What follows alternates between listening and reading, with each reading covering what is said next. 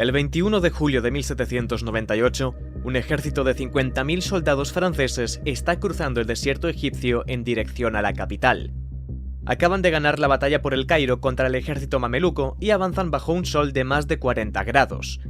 Al frente va Napoleón Bonaparte, de apenas 29 años, pero que ya es el militar más temido de Europa.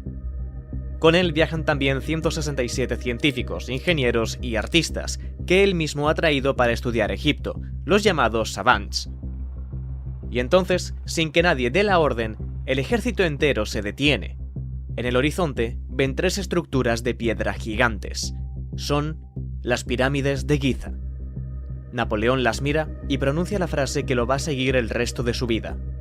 Soldados, 40 siglos os contemplan. Pero lo que Napoleón no dice es lo que sus 167 científicos están pensando en ese mismo momento. Esto no debería ser posible. La Gran Pirámide está formada por 2,3 millones de bloques de piedra. De media, cada uno pesa 2,5 toneladas, algunos incluso superando los 80. La base mide 230 metros por lado y está orientada al norte verdadero con un error mínimo. Toda esa superficie, 53.000 metros cuadrados, está nivelada con un margen de unos 2 centímetros. Y entre bloque y bloque apenas cabe medio milímetro, menos que el grosor de una uña. Si la pirámide se construye en unos 20 años, el ritmo necesario es de 800 toneladas de piedra colocadas diariamente. 12 bloques cada hora, las 24 horas del día, los 365 días del año, durante 2 décadas. Dentro hay además 8.000 toneladas de granito rojo traídas desde las canteras de Asuán, a más de 800 kilómetros al sur. Y por si fuera poco, todo esto se levanta hace 4.500 años, sin hierro, poleas complejas ni ruedas que funcionen sobre la arena. Los savants hacen el cálculo esa misma tarde. Con el volumen total de piedra de la pirámide se puede levantar un muro de 3 metros de alto alrededor de toda Francia. Y cuando entran en los pasadizos buscando respuestas, encuentran algo que lo complica todo aún más. Dentro de la Gran Pirámide no hay nada, ni planos, ni registros, ni siquiera una única palabra escrita. Y eso es rarísimo, porque los egipcios lo apuntan absolutamente todo: cosechas, impuestos, cabezas de ganado, el precio del trigo. Hablamos de una civilización con una burocracia obsesiva. Pero para el proyecto más grande de toda su historia, no dejan ni una sola explicación. Y seguramente tú, al igual que el 80% de la población, crees que ya conoces parte de la respuesta. Pero te equivocas. La humanidad lleva casi 2500 años delante de este edificio, haciéndose las mismas 3 preguntas. Las tuvieron los griegos, los califas, los reyes. Y nosotros nos las seguimos haciendo hoy. ¿Quién construye todo esto? ¿Para qué? Y sobre todo, ¿cómo? Este es el misterio de las pirámides de Giza. El primer intento serio de entender la Gran Pirámide ocurre aproximadamente en el año 450 a.C., cuando el historiador griego Heródoto está visitando Egipto durante el reinado persa. Él aplica el método más viejo que existe: pregunta. Se sienta con los sacerdotes locales y les pide que le expliquen cómo se construye la pirámide. Ellos le cuentan lo que saben, o lo que creen saber. Le explican que la obra dura 20 años, con 100.000 hombres rotando en turnos de 3 meses, y que para subir las piedras usan máquinas simples de madera. El problema es que con madera y cuerdas solo puedes mover un bloque unos centímetros, no levantar 2,5 toneladas hasta 146 metros de altura millones de veces. Y es que Heródoto está hablando con sacerdotes del periodo tardío egipcio, gente que vive 2100 años después de la construcción de la pirámide. Es como si hoy alguien intentara reconstruir el Imperio Romano preguntando en un bar. Los sacerdotes no guardan los documentos originales, repiten historias que llevan siglos pasando de generación en generación. Incluso el propio Heródoto lo admite. En un momento escribe literalmente: a partir de aquí cuento lo que me dijeron. La primera fuente de la historia sobre la construcción de la pirámide ya está contaminada. Y así se queda la historia, congelada durante más de 1000 años con esa única versión. Pero un día, alguien se cansa de las historias y decide ir a comprobarlo él mismo. En torno al siglo IX después de Cristo, el califa Abbasí al-Ma'mum gobierna desde Bagdad uno de los imperios más poderosos del mundo.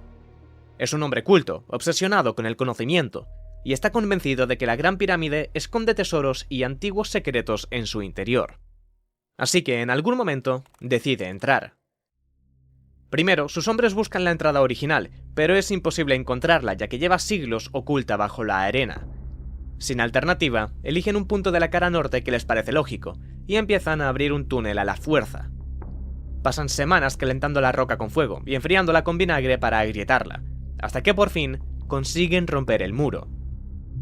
Lo primero que encuentran es un corredor muy estrecho que baja con una inclinación de 26 grados hasta una cámara excavada bajo la pirámide, que parece estar a medio terminar. Pero la ruta principal no baja, sube. El pasadizo descendente conecta con otro que asciende directo al centro de la estructura.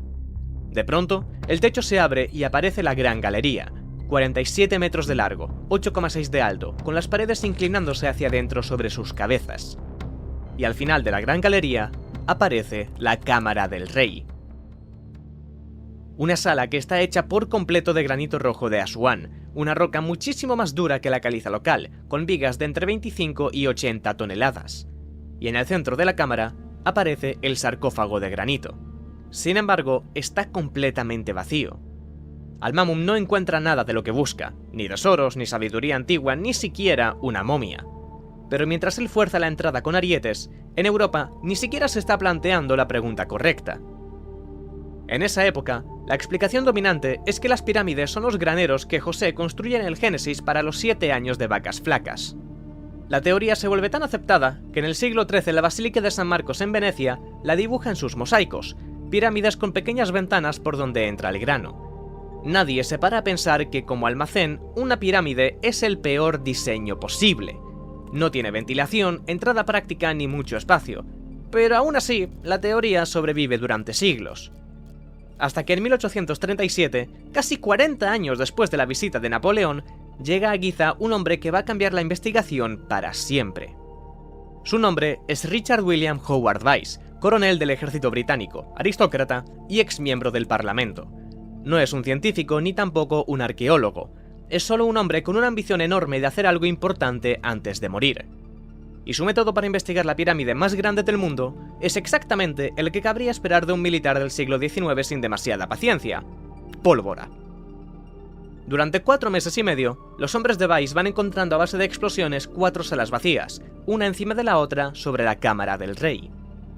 Son cámaras de descarga, y su función es repartir las miles de toneladas de piedra para que el techo no ceda.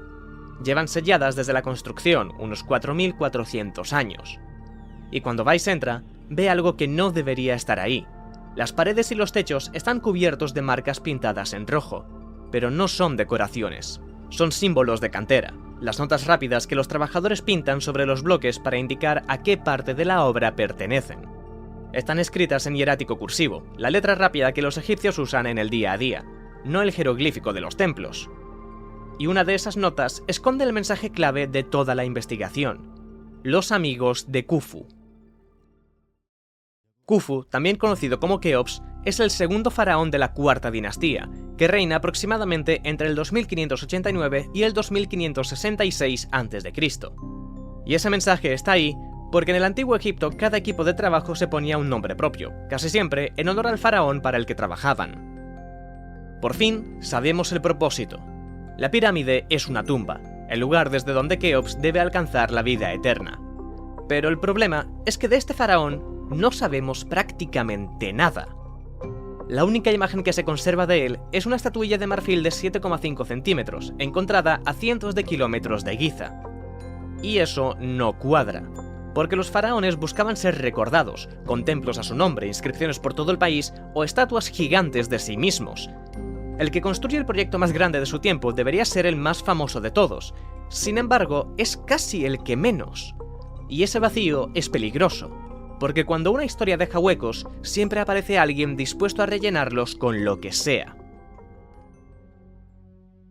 En 1864, un científico respetado llamado Charles Piaget Smith publica un libro que va a desatar una de las obsesiones más surrealistas del siglo XIX. Su idea es simple: la Gran Pirámide no es obra de los egipcios, es un mensaje divino codificado en piedra.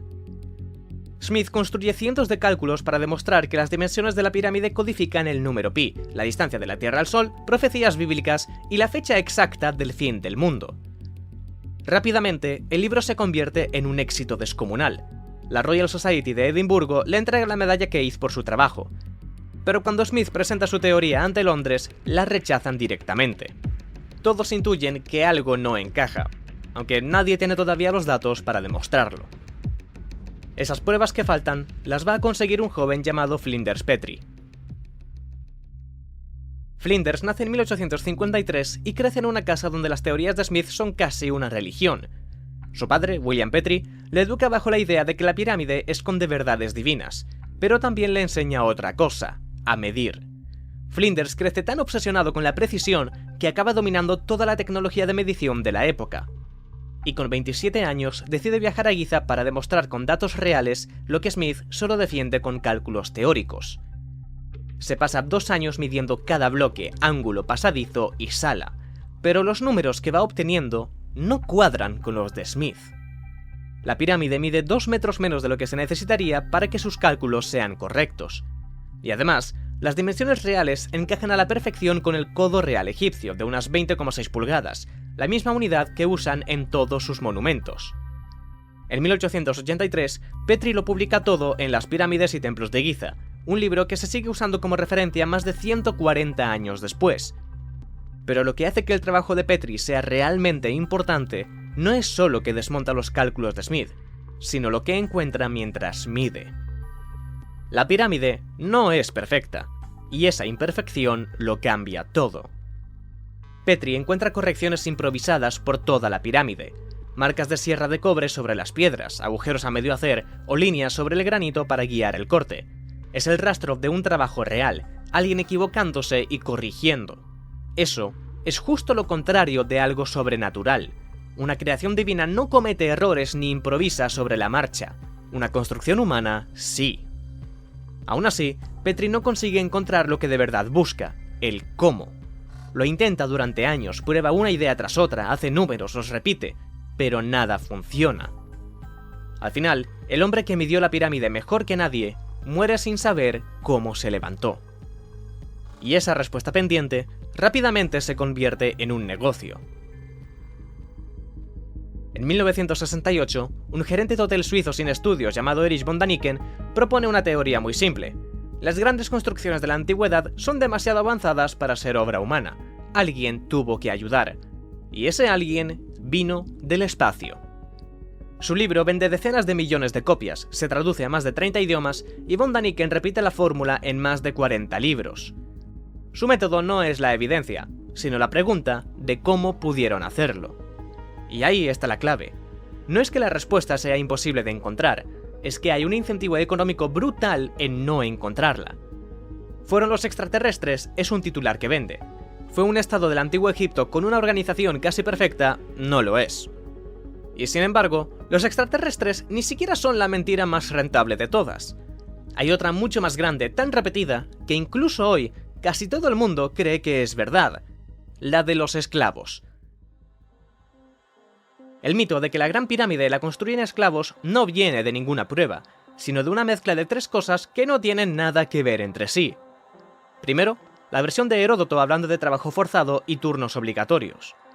Segundo, una historia de la Biblia que cuenta cómo los israelitas fabricaban ladrillos bajo el látigo egipcio.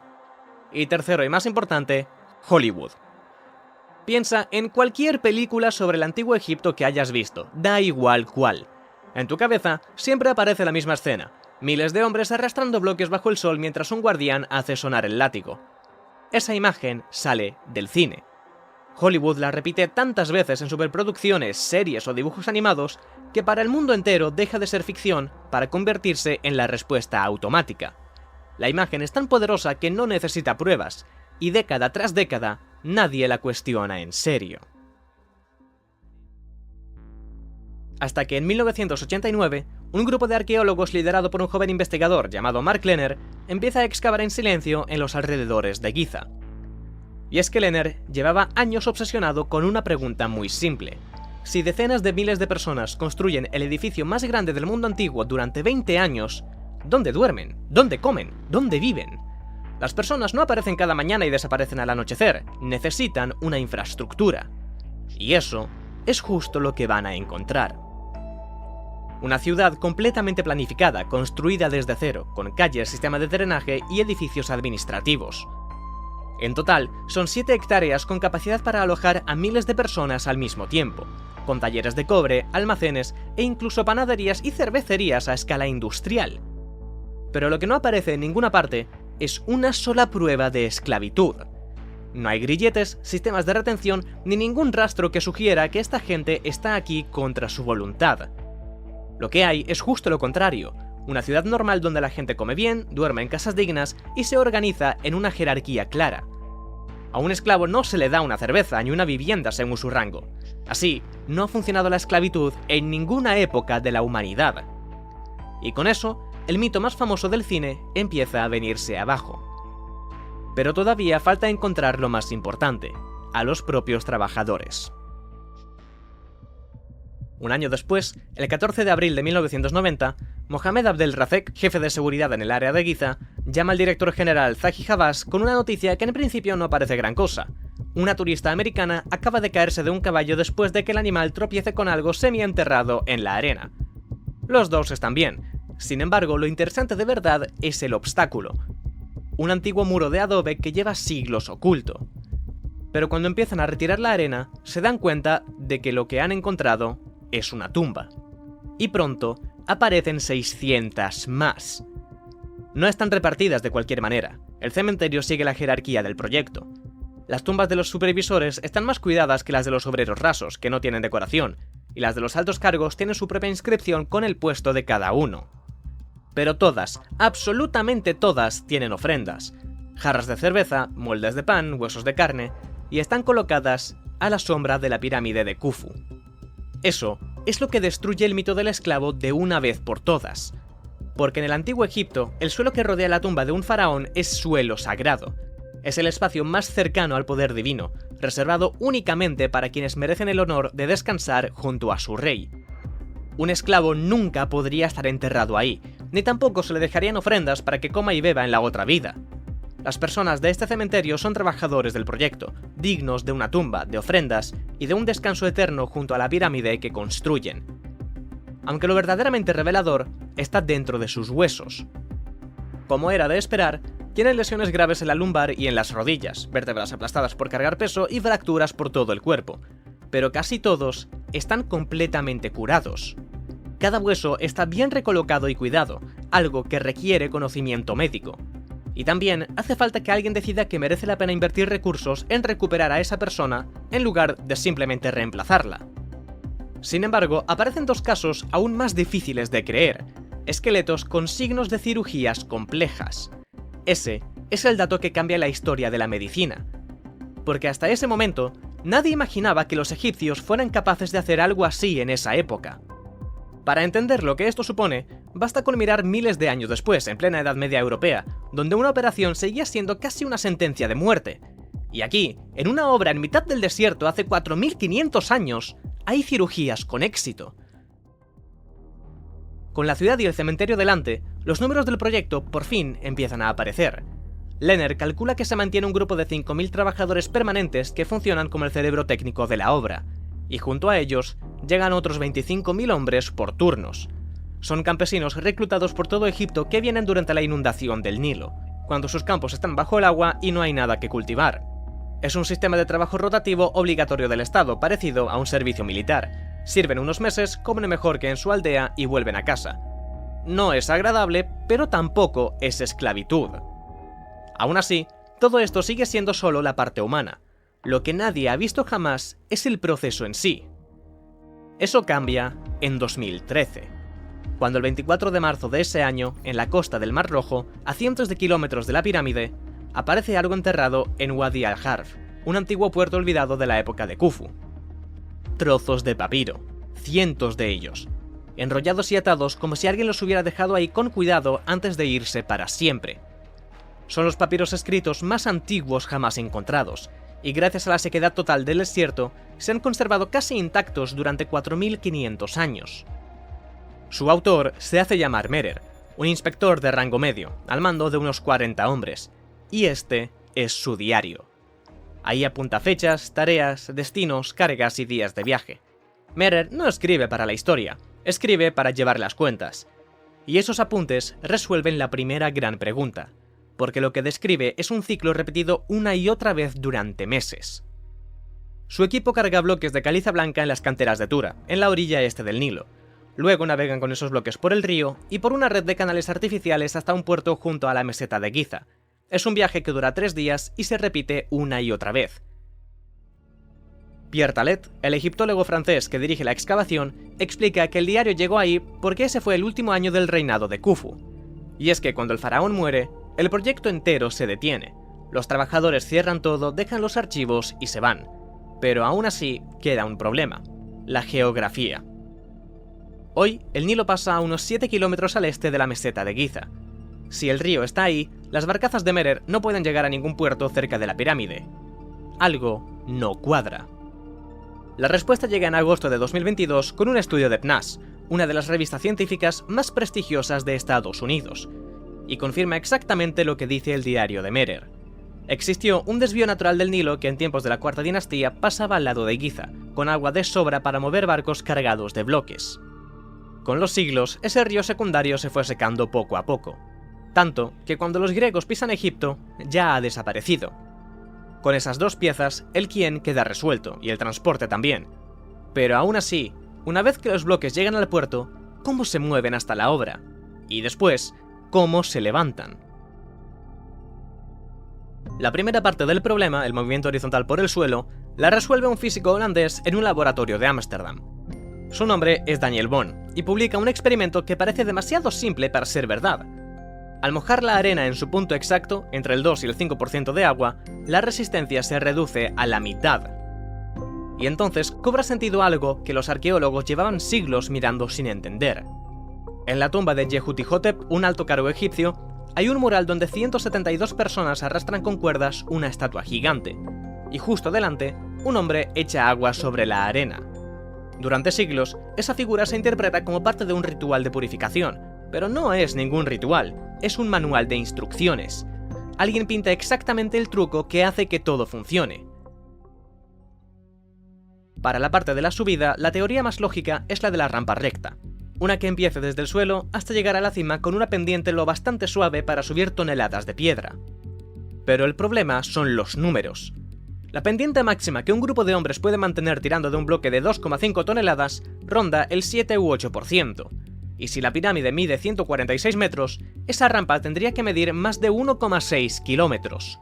Para construirla haría falta más material que el de la propia pirámide.